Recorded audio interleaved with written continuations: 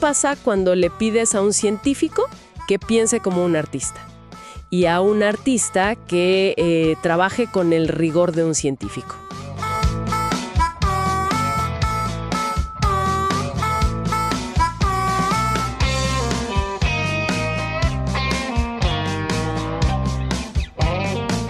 Suena un experimento interesante. Pues sí, porque a primera vista parecen mundos, no sé, totalmente opuestos. Uno busca descubrir lo que ya existe y el otro pues inventar lo que no. Exacto.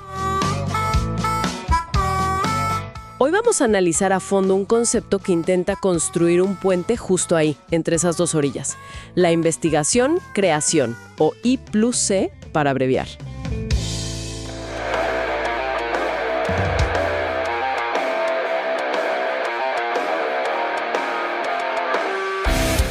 Y para eso tenemos dos documentos que se complementan muy bien. Muy bien, sí. Por un lado, una guía oficial del Ministerio de Ciencia de Colombia que nos da como el marco, el por qué es importante. Y por otro, un capítulo académico de Antonio Estalín García Ríos, que es básicamente un manual de instrucciones. Es el cómo se hace. Exacto. Así que el reto de hoy es ver cómo encajan estas dos piezas. Cómo pasamos de la política pública, de la definición, a la práctica, al taller del creador.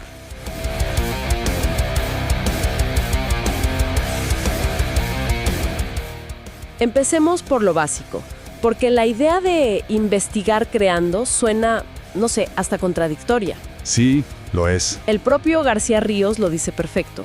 Investigar es descubrir, crear es inventar. Entonces, ¿cómo se come eso? ¿Por dónde empezamos a desenredar esta idea? Pues mira, lo curioso es que el documento del Ministerio de Ciencia, de MinCiencias, arranca justo reconociendo esa tensión. Y la palabra que usan para resolverla es puente. ¿Un puente? Un puente. Dicen que la investigación-creación conecta la búsqueda sistemática de conocimiento, que es lo propio de la ciencia, con la generación de experiencias y sensibilidades, que es el terreno del arte. Ok. La definición oficial es bastante clara, de hecho.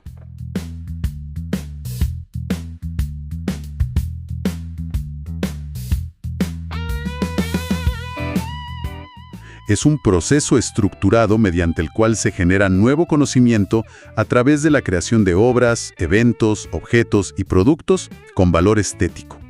Espera.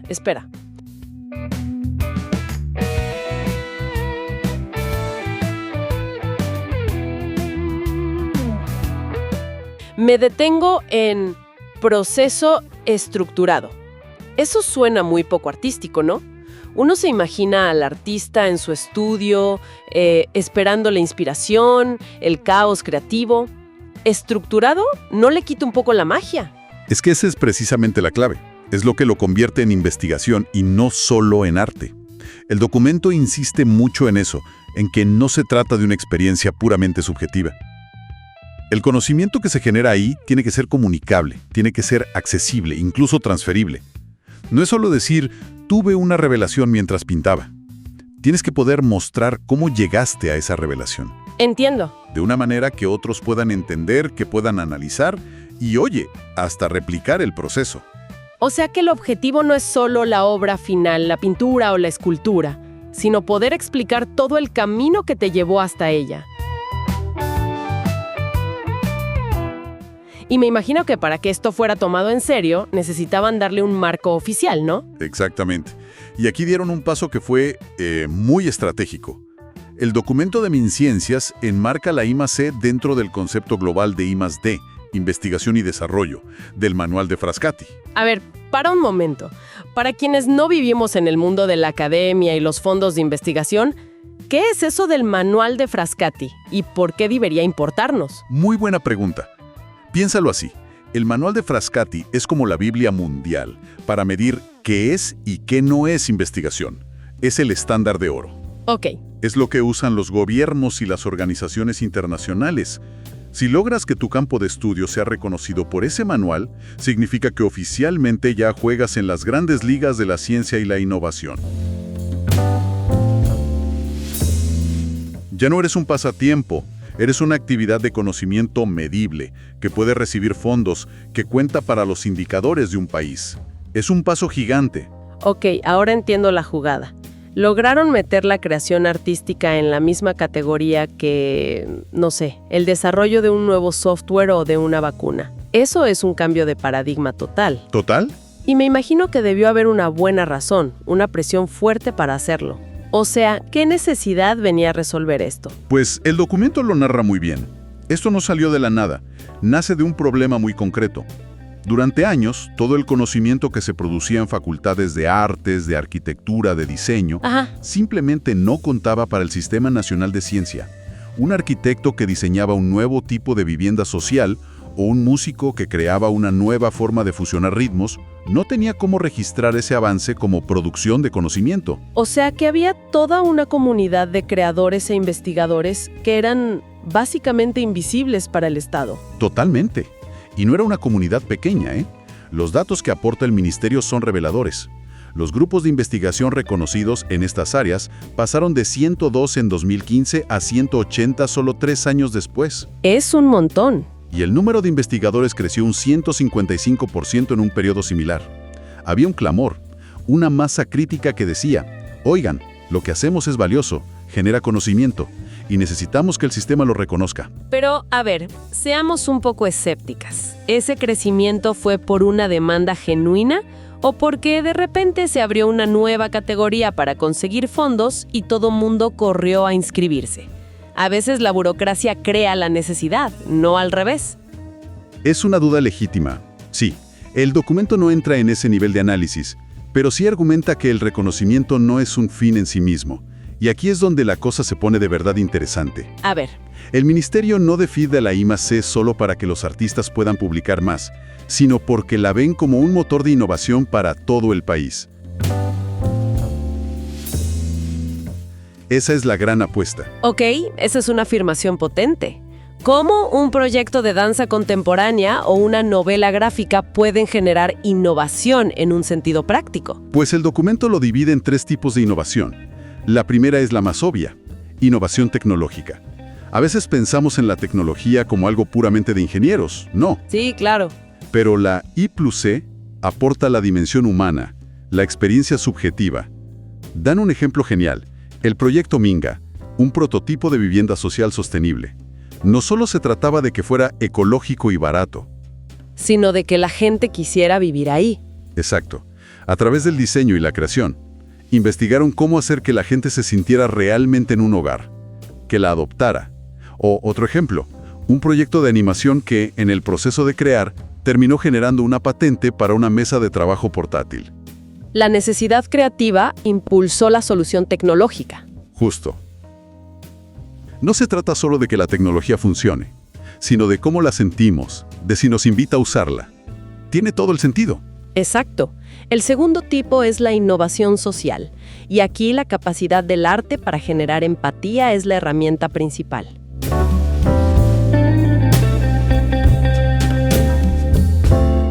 Los ejemplos que dan son impactantes. Mencionan el proyecto Vital, que usó diseño emocional para mejorar la percepción de felicidad en personas con VIH-Sida. O el Museo del Andén. Detengámonos un segundo en ese del Museo del Andén. Me parece increíble. No es crear un producto, es usar la creación para cambiar la forma en que una comunidad ve a sus propios vecinos. En este caso, a los vendedores ambulantes. A los vendedores ambulantes. Eso es empatía en acción. Precisamente. Visibilizaron sus historias, sus objetos, su humanidad, y eso generó un cambio medible en la percepción de la comunidad.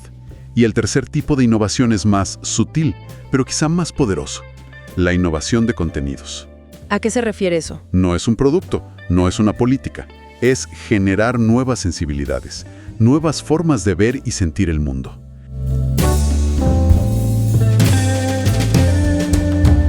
El ejemplo que usan es el movimiento de las nuevas músicas colombianas en los 90. Claro, es como cuando un género musical nuevo aparece y de repente cambia la banda sonora de una ciudad entera.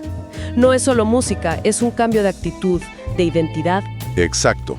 Se revalorizan tradiciones, se abren nuevos espacios. Es una innovación cultural profunda. ¿Se genera una nueva conversación? Eso mismo, ese movimiento, que fue un conjunto de creaciones artísticas, transformó el panorama cultural del país de una forma que, pues ninguna ley o decreto podría haberlo hecho. Ok, el marco institucional queda clarísimo. El qué y el por qué están sobre la mesa. Pero ahora me pongo en los zapatos de un creador que nos está escuchando. Seguro está pensando, genial, el gobierno me apoya, la academia me entiende, ¿y ahora qué? ¿Por dónde empiezo? Exacto. Mañana en mi estudio, con un lienzo en blanco o una página de guión vacía, ¿qué hago exactamente?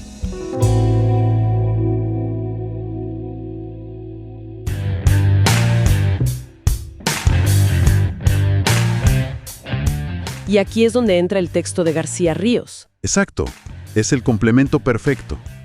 García nos ofrece el cómo, y para hacerlo, traza una línea muy importante. Dice que hay una investigación tradicional que es sobre las artes. Por ejemplo, un sociólogo que estudia el público de un teatro. Ok. Pero luego está la investigación emergente, la verdadera I+C, que no es sobre las artes, sino que es para las artes. Espera, eso lo cambia todo. O sea, el artista no está pensando, voy a escribir un paper sobre la soledad y luego haré una pintura para ilustrarlo. No. La pintura es el paper en cierto modo. El acto de mezclar los colores, de trazar la línea, de enfrentarse al lienzo, ese es el experimento. Le diste en el clavo. Esa es la idea revolucionaria. La práctica creativa sustituye a los métodos tradicionales. Se convierte en el método de investigación en sí mismo. El acto de hacer, de crear, es la forma de indagar, de hacer y responder preguntas. La obra es la investigación en proceso. Vale, me vuela la cabeza esa idea. Pero entonces, si el método es el caos creativo del taller, ¿cómo cumple con ese requisito de ser estructurado y comunicable que pedía el ministerio? Ahí es donde García propone una estructura metodológica muy concreta. El enfoque es cualitativo. El método, la investigación-creación. La técnica para recolectar los datos es la propia experiencia creativa. Y aquí viene la heroína de la película. El instrumento de registro es la bitácora. La bitácora, el diario del artista de toda la vida. Pero elevado a la categoría de instrumento científico. Y luego, la estrategia de análisis suena muy académica, categorización y codificación, pero en el fondo es algo muy intuitivo. A ver, tradúcemelo. ¿Qué significa categorizar y codificar la bitácora de un pintor? Significa tratar tu diario de artista como un científico trata sus datos de campo. Ajá. Revisas tus anotaciones, tus bocetos, tus reflexiones y buscas patrones. Empiezas a etiquetar ideas que se repiten. Por ejemplo, oye, cada vez que usaba el color azul, estaba explorando la idea de la soledad. Y cada vez que usaba trazos rotos, estaba lidiando con la frustración. Esos son hallazgos. Esos son hallazgos. Son datos que has codificado. Estás convirtiendo tu experiencia subjetiva en conocimiento analizable. A ver si te sigo con un ejemplo. Digamos que un arquitecta se hace una pregunta loca como, ¿y si los edificios pudieran respirar? Esa es su pregunta de investigación, ¿no? Una pregunta abierta. Perfecto. Luego, por un lado, se pone a leer sobre biología, materiales porosos, arquitectura orgánica. Esa es su ruta teórica.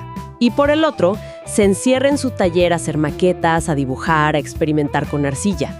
Esa es su ruta práctica. Y ambas rutas se alimentan mutuamente, todo el tiempo. No van por separado. Claro. Y la arquitecta va apuntando todo en su bitácora.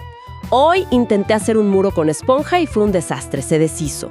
Pero me di cuenta de que la estructura interna podría funcionar si el material fuera otro. Anota los fracasos, las ideas a medias, las epifanías, todo. Y al final de todo ese caos creativo registrado, saca conclusiones teóricas sobre cómo podría ser una arquitectura que respira. Así funciona. Lo has descrito perfectamente. Ese es el flujo. De una pregunta abierta, un ¿qué pasaría si? Pasas por un proceso dual de teoría y práctica. Lo registras todo de forma sistemática en la bitácora y de ahí extraes conocimiento nuevo y comunicable. Ok, creo que las piezas del rompecabezas empiezan a encajar.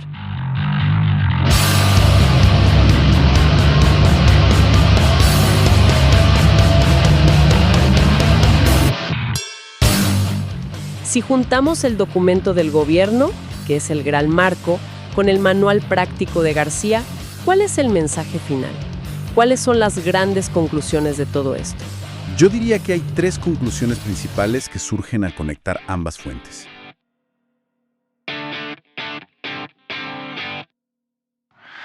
La primera es que la investigación-creación ya no es un nicho, es un motor de innovación reconocido y legitimado. Ok. El documento de MinCiencias lo deja clarísimo. No es un club para artistas, es una herramienta con el potencial real de generar soluciones tecnológicas, cohesión social y transformaciones culturales. Tiene un para qué muy concreto. Tiene un impacto que va mucho más allá de la galería de arte o el auditorio. Exacto. La segunda conclusión, que es el gran aporte de García, es que la práctica creativa es el método, no el adorno final. La idea que me voló la cabeza antes. Esa misma.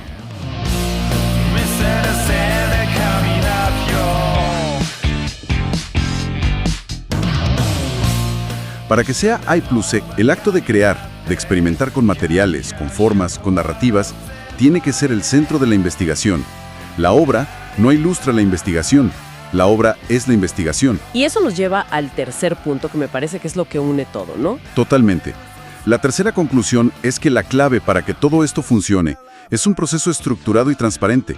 Ambos textos, desde la política pública y desde la metodología académica, coinciden en esto. Y la bitácora es la herramienta que lo hace posible. Es el puente. Es el puente, sí. Convierte un proceso que podría ser puramente intuitivo y privado en algo visible, analizable y por lo tanto riguroso. Es lo que une la libertad del arte con la disciplina de la ciencia.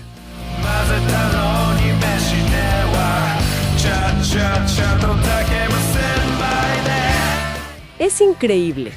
Empezamos hablando de una aparente contradicción, de dos mundos que no se hablaban, y hemos llegado a un marco que no solo los une, sino que los necesita mutuamente.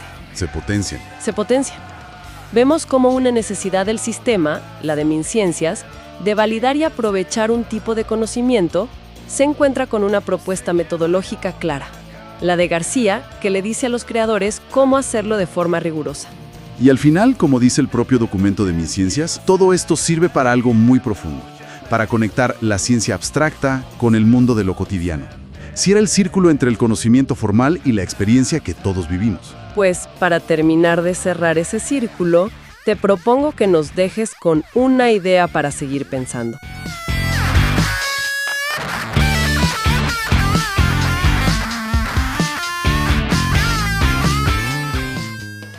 Me parece perfecto.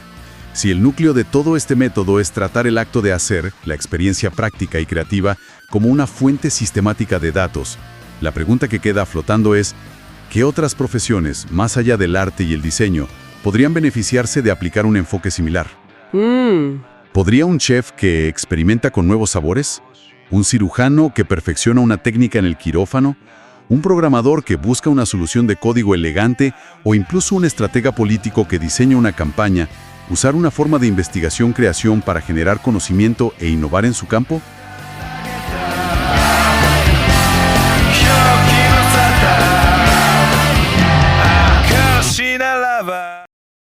OCA Consultores. Dejamos ideas conectando lenguajes.